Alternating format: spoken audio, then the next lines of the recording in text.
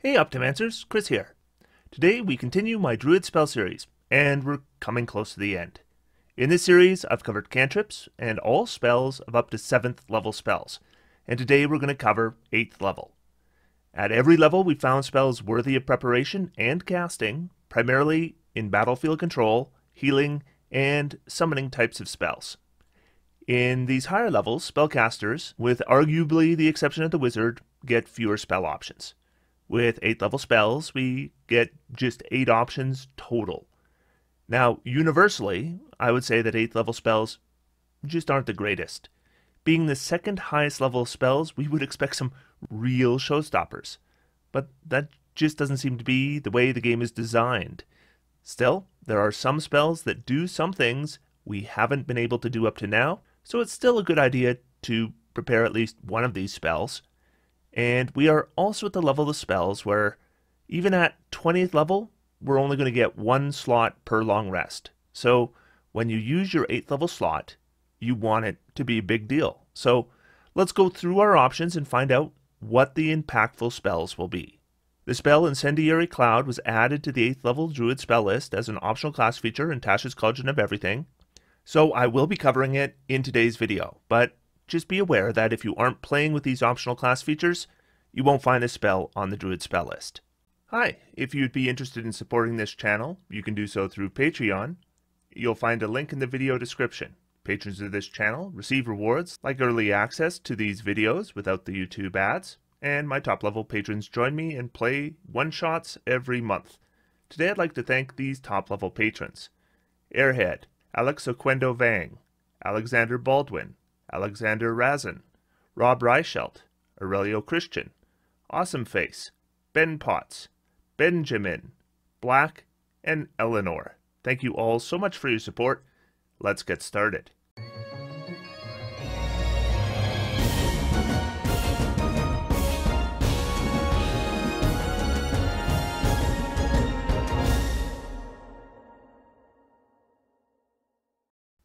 I will be using my standard rating system for these spells. If I rank a spell as red, that means I'm not recommending the spell. The spell may just be a bad spell, or it may just not be good enough for the level for me to recommend. If I rank a spell as orange, I think it's overly circumstantial. It's probably useful some of the time if you know those circumstances are going to come up. But if you're not, I wouldn't normally probably prepare it. A purple spell, I think, is just fine. It generally does what it should do, and I think it's a reasonable preparation for the level. If I rank a spell as green, I'm saying it is a good spell. I think that green spells are above average, and I recommend them for preparation. And if I rank a spell as blue, I'm basically saying it's pretty much a must-have. I mean, these are the best spells in the game, and you want to grab them whenever you can.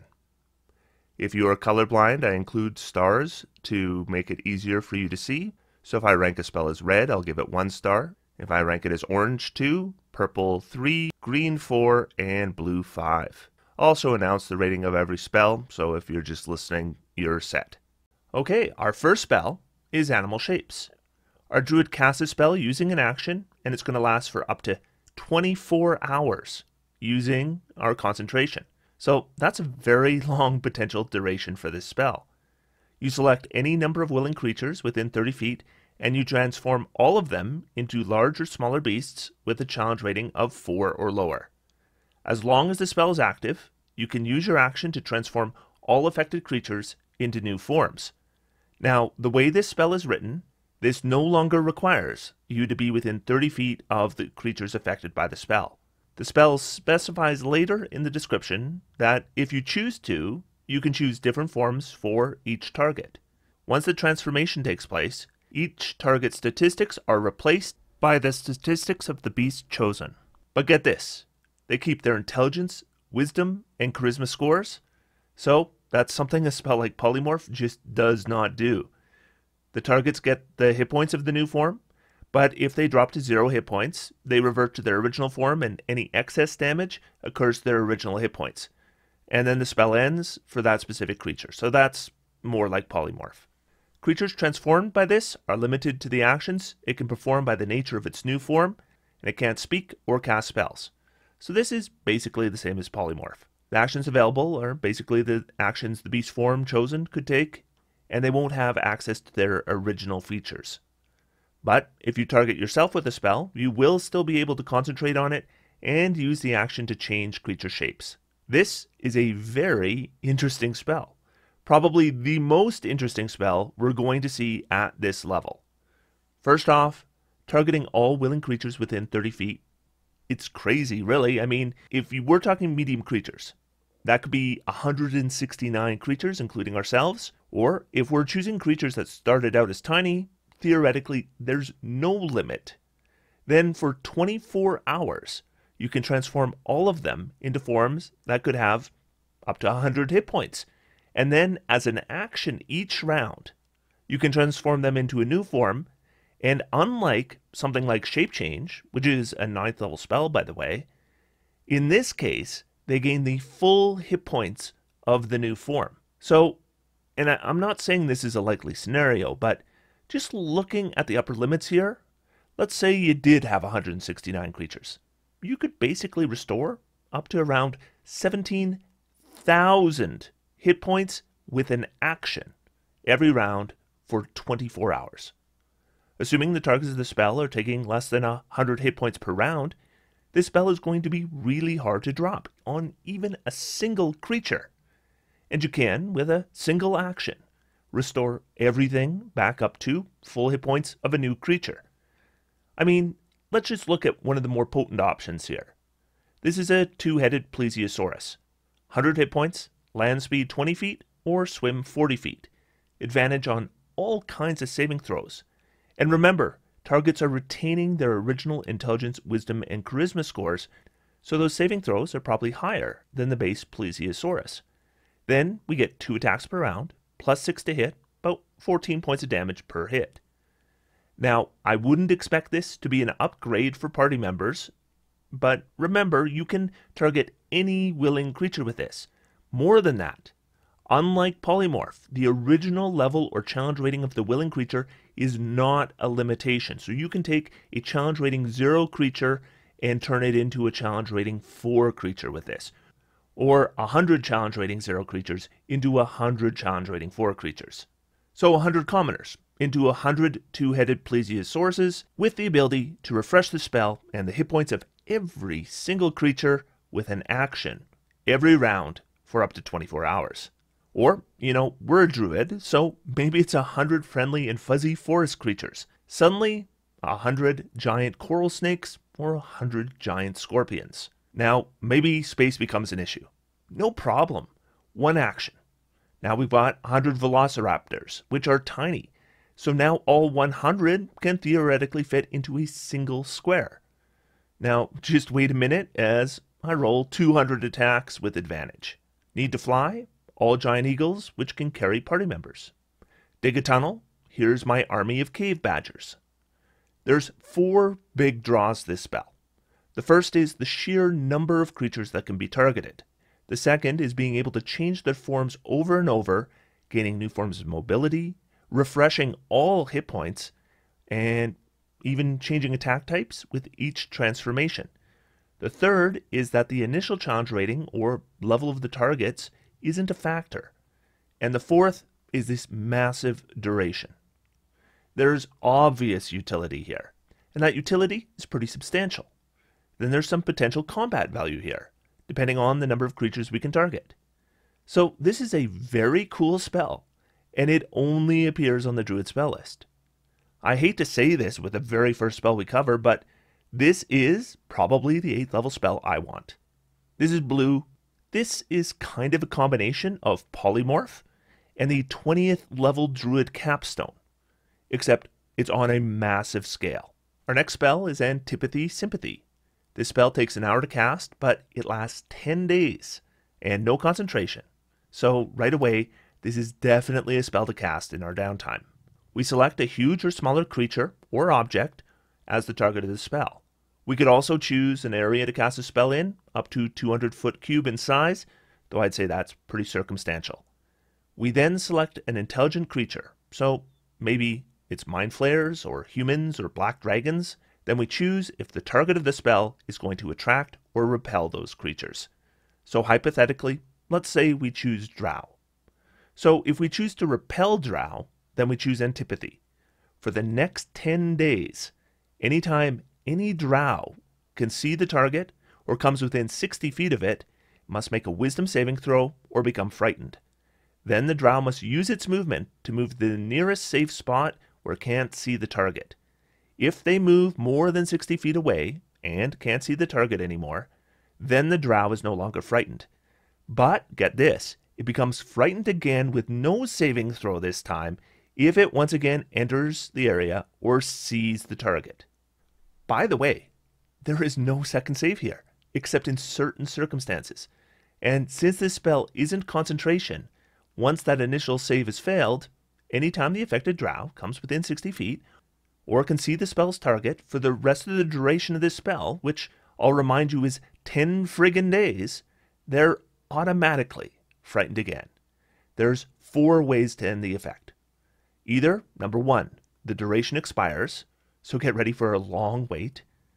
Or number 2, 24 hours passes, in which case they get a new saving throw, so that even that doesn't automatically end the spell. Or the target damages or otherwise harms an affected creature, in which case they get a new saving throw.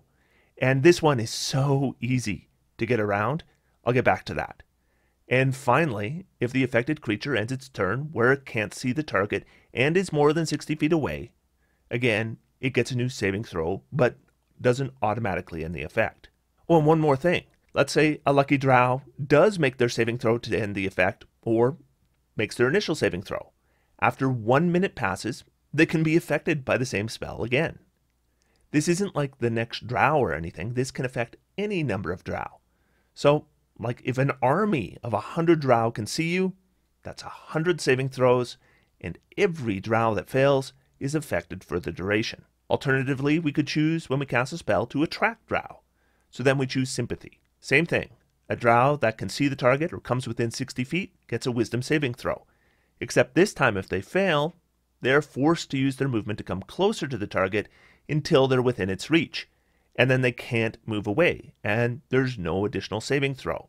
And unlike with the repel effect, it doesn't matter if they're immune to the frightened condition. Now I mentioned earlier that if the target of the spell damages or otherwise harms the affected creature, it gets a new saving throw.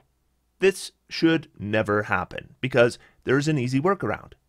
I mean, let's say Bob the Fighter, or let's say I want him to repel red dragons. Well, I'm not going to target Bob the Fighter with his spell. Instead, I'm going to target Bob's armor, or his shield. Then Bob can wail away on these creatures, and since the target of the spell isn't harming them, there's no new save. Or I might cast this on something that can be easily disposed of. So let's say I cast this on a sling stone. With a Sympathy effect, I send it 50 feet behind a wall of Drow, and then watch them scurry backwards towards the sling stone, and once they reach it, they get no additional saving throw. They just have to huddle around it for like 24 hours, at which point there's a new saving throw, if they're alive still. So the advantages of this spell are pretty great. Incredible duration with no concentration, so you can cast this spell days before adventuring. You could even layer it. You could cast it multiple times, so you could affect multiple different kinds of creatures. Then you could prepare a different 8th level spell to use during the adventure. And the effects of this spell are pretty severe, and they can affect any number of applicable targets. And if the initial saving throw has failed, they're basically screwed. And the disadvantage of this spell should be clear enough as well. Do you know what you're going to come across? If you don't, then this spell ends up being a shot in the dark. But you know what? I wouldn't call that overly circumstantial. I mean, a lot of the time we know what kind of creatures to expect in an upcoming adventure, and being able to precast this could have a massive impact.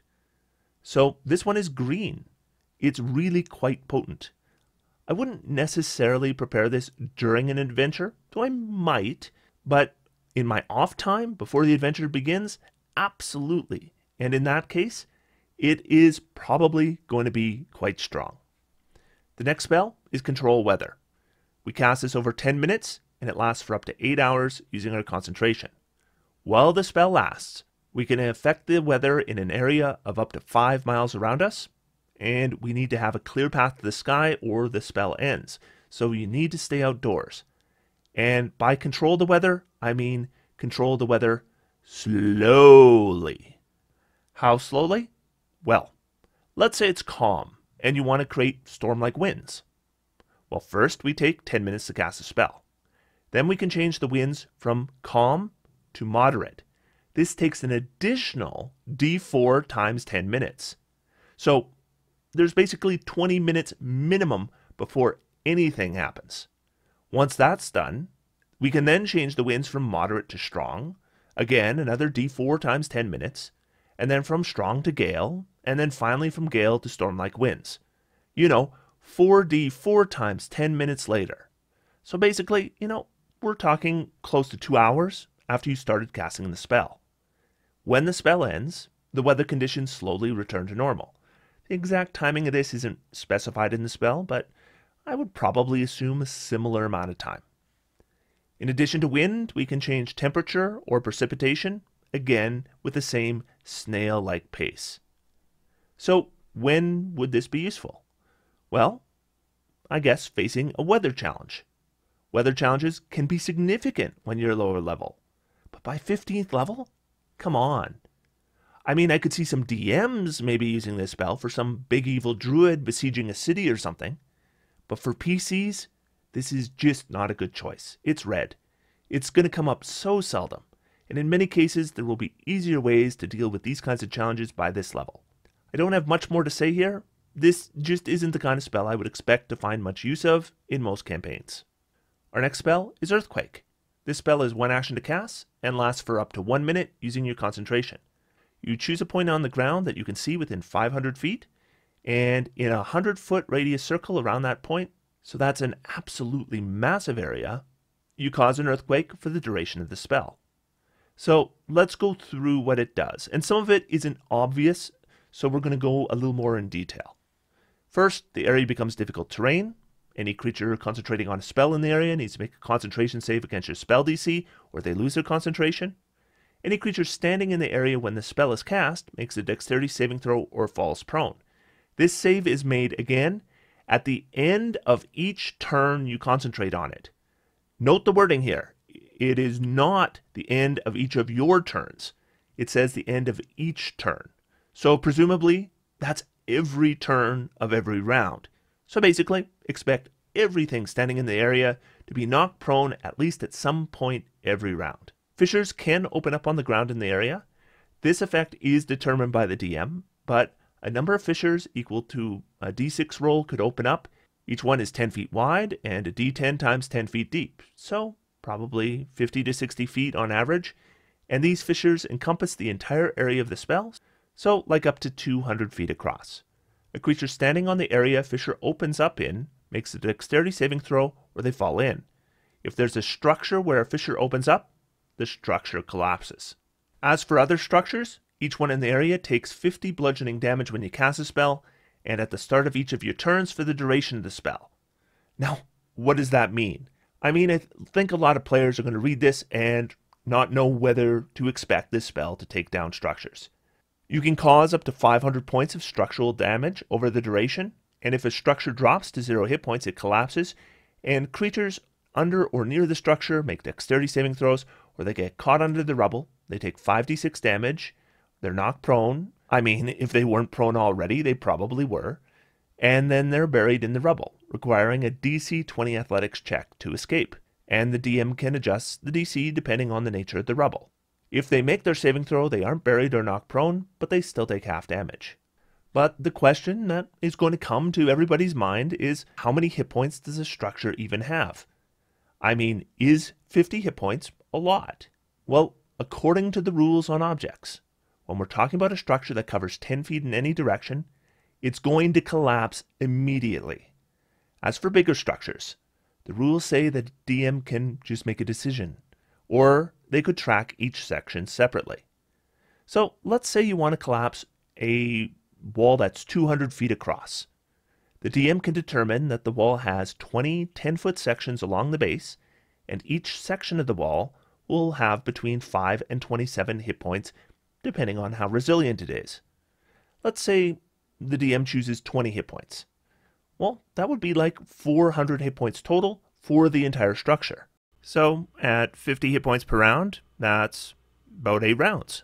Now, if the wall is the maximum amount of hit points, maybe it's made of adamantine or something, then it might take the whole duration of the spell, but you should be able to collapse that wall.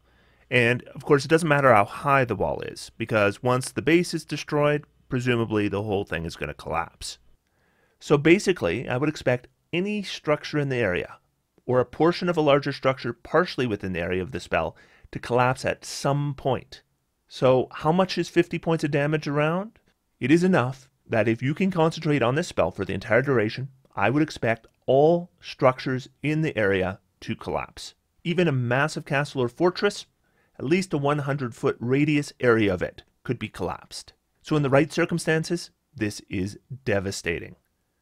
But you know it's going to be orange, right? Because this kind of area pretty much limits you to outside on a huge battlefield, and if you aren't destroying buildings or towers, then this is basically a so-so battlefield control for the level of this spell. But in the right circumstances, this could just collapse and destroy the tower that the DM was planning to have you clear out over multiple sessions of play.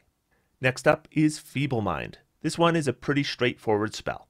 Easily the most straightforward we've covered so far. We use our action to cast a spell, select a creature within 150 feet that we can see, and they immediately take 4d6 psychic damage with no saving throw. Then they make an intelligence saving throw, or they have their intelligence and charisma scores drop to 1. No concentration, and they get a new saving throw after each 30 days. Except bad news, with an intelligence score of 1, good luck on that next saving throw. 1 is a -5 modifier. The spell can also be ended by Greater Restoration, Heal, or Wish, and honestly, that's probably what you're going to need to do. A creature that fails their saving throw can't cast spells, activate magic items, communicate in any way, and presumably has the reasoning capability of an insect. It can still identify its friends, and it can follow and protect them. Now, I have to be honest here about how I look at spells. Spells where you target one enemy, and if they make their saving throw, nothing happens, are not spells I generally suggest with higher level slots, and my rating here is going to reflect that. So I know there will be players who disagree with my rating, so just be aware this is based on my opinion, and I'm aware it might not be the popular opinion. But I still feel that, spells like Command or Hideous Laughter with the first level slot, sure, those are okay. Or Blindness or Deafness or Mind Whip with a second level slot, sure. But by third level spells, you should be able to target lots of enemies with your saving throw to resist spells. Obviously here we do have a really choice saving throw targeted. And technically speaking, we have some very minor damage regardless. But also, we need an 8th level spell against a single creature without legendary resistance. Because if they have legendary resistance, you're burning 1 use with an 8th level spell. Also, depending on the creature targeted, an intelligence and charisma score of 1 and no spells may not even be that big a debuff. So I am rating Feeblemind orange. Against a powerful spellcaster without legendary resistances, or maybe a powerful creature when legendary resistances are down already, okay. But for the reasons I mentioned, I think this is not going to be a good investment for a very high level slot against most creatures that we could expect to be a challenge by this point. Next up is Incendiary Cloud. 1 action to cast, and we select a point within 150 feet of us, and a 20-foot radius sphere of white-hot smoke appears for up to 1 minute using our concentration, or until a wind of moderate or greater speed disperses it. Just be aware that there are some low-level spells that can get rid of Incendiary Cloud, though I wouldn't expect most enemies to have access to those spells. The cloud spreads around corners, and the area is heavily obscured. Each creature in the area makes a dexterity saving throw or takes 10d8 fire damage on a failed save, or half as much on a successful one when the spell is cast, or when it enters the area for the first time on a turn, or when it ends its turn there. At the start of each of your turns after you cast a spell, the cloud moves 10 feet away from you in a direction you choose. Now, the first spell I would probably compare this to is Wall of Thorns. Like with Wall of Thorns, we're concentrating. Creatures take damage when it's cast, as well as entering on a turn, as well as ending their turn in the effect. And we're likely to want to combine this with forced or restricted movement. There's a couple of downsides to this spell versus Wall of Thorns. Incendiary Cloud doesn't restrict movement at all. The damage type is less reliable, and honestly, the effect moving is probably a downside most of the time. The not restricting movement is a big downside on an effect that does damage at the end of a creature's turn, because there's a pretty good chance they can just leave the effect before the end of their turn, thus avoiding that damage. But you know what? We do have some advantages here though as well. The big one, and I mean especially for Druids, is this isn't limited to on the ground. At these kinds of levels, we want spells we can cast in the air. And this is our first spell of this kind that can be done that way. The going around corners can also be useful to draw out creatures behind some kinds of full cover. The size here is decent as well.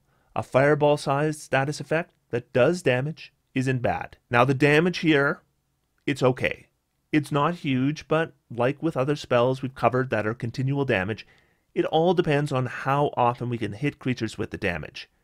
You get a creature to take 10d8 3 times, suddenly it's great damage. This is the kind of spell that's going to work well in combination with force movement or restricted movement. For Druids, I think this ranks purple. Druids really have need of spells that have status effects and don't need to be placed on the ground. Again, this is a spell you need to plan around. Force movement, restricted movement. These are the kinds of things you want, but given that planning, you can get decent mileage from this. Our next spell is Sunburst. This requires one action to cast, and we choose a point within 150 feet, and a 60-foot radius flash of brilliant sunlight occurs. So first off, the area here is massive, 120 feet across. Like with other spells with this kind of absolutely massive area, that can be a good thing, or it can be a bad thing. Creatures in the area make Constitution saving throws, taking 12d6 radiant damage on a failed save, or half as much on a successful one. Creatures that fail their save are also blinded for up to 1 minute.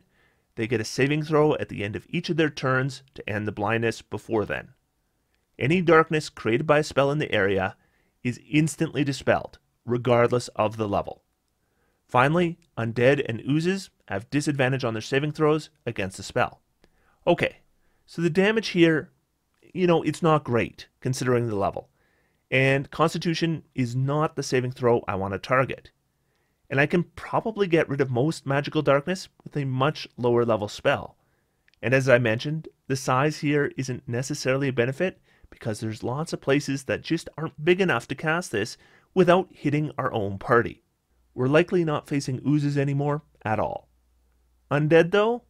Yeah, you know what? There's going to be undead.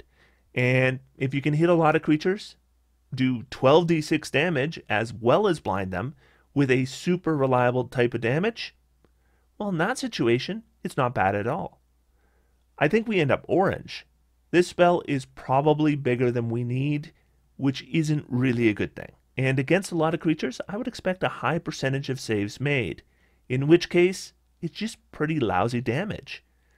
Against undead, though, probably a lot more failed saves, which means more damage, and more blinded creatures, which are going to have a harder time shaking that blindness. And then, it's a lot better. Our final 8th level spell is Tsunami. Now, if you watched the previous videos here, you'll remember at 3rd level we got a super disappointing spell called Tidal Wave. Now we actually get a real Tidal Wave. The spell takes a minute to cast, so it is not an in-combat spell, and the duration is 6 rounds using our concentration. So this is not a good combination. We're going to need to come back to this because it's a bit of a problem. We create a wall of water literally anywhere within sight. When I mean anywhere within sight, I mean it can be cast in the middle of the air, it can be cast a mile away, or even arguably seen through a crystal ball or something on the other side of the world. The wall is up to 300 feet long, 300 feet high, and 50 feet thick. Each creature in the area when the spell is cast makes a strength saving throw or take 6d10 bludgeoning damage, half as much on a successful save. If a creature is gargantuan, this is the only damage it's going to take from this spell. That doesn't mean this spell isn't good against gargantuan creatures, though. At the start of your next turn, and every one of your turns for the duration of the spell, the wall moves 50 feet away from us, and any creatures in the wall move with it. I mean, even if they made their initial saving throw, and any of those creatures who are huge or smaller take 5d10 bludgeoning damage if they fail a strength saving throw in addition. But as far as moving with the wall, no saving throw, and it doesn't matter what size you are. At the end of each of your turns, when the spell is in effect, the wall's height is reduced by 50 feet, and the damage on subsequent rounds is reduced by a d10, and then the spell ends if the wall reaches 0 feet in height, which it will automatically by the end of the duration. So this could be really bad, except maybe the creatures can just leave the tsunami effect on their turns. But they can't very easily. Any creature needs to make a strength athletics check against your spell save DC in order to move at all.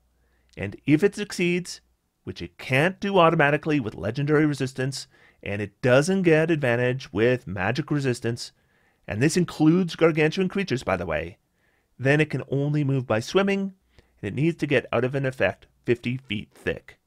So it's not actually a great damage spell. I mean, potentially a creature with huge size or smaller could take up to 21d10 damage, theoretically, but I wouldn't count on that. As force movement and movement restricting spells go, though, this is massive. It doesn't care about magic resistance, or legendary resistance, or even the size of the creature, and it can affect massive numbers of creatures. But now we have to get back to the spell casting time and duration. Basically, you need a minute to cast this, and then it lasts for up to 6 rounds. So that is pretty darn circumstantial. I mean, if you're hidden a long distance away, you could cast this on creatures you can see, and then, if they can't see you and are far enough away and can't hear you casting this, then it's great. Otherwise, it's just not the right spell. So, orange it is. If this was a one-action cast, honestly, this would be at least green. But that casting time really limits when this can be used. Devastating if you can get it off, but you need the right setup for that to happen at all. And that is 8th level spells. Animal shapes are our best spell here. And it's only available to druids, by the way. I mean, bards potentially, of course. Then Antipathy, Sympathy, very good. But that's probably your downtime preparation. Not saying those will be the only spells you ever prepare. There's some other okay casting options here. But we're either looking at circumstantial spells, or spells that need some planning to work especially well. This is pretty standard when we're talking about spells of this level for pretty much any casting class. So we have one more video left in this series, and I hope you'll join me for my look at Druid 9th level spells. Druids actually do pretty well here, so I hope you'll join me. Otherwise, until next time, I'm going to sit back, relax, and have some fun. D&D is for everyone. Thanks everybody, and I'll talk to you soon.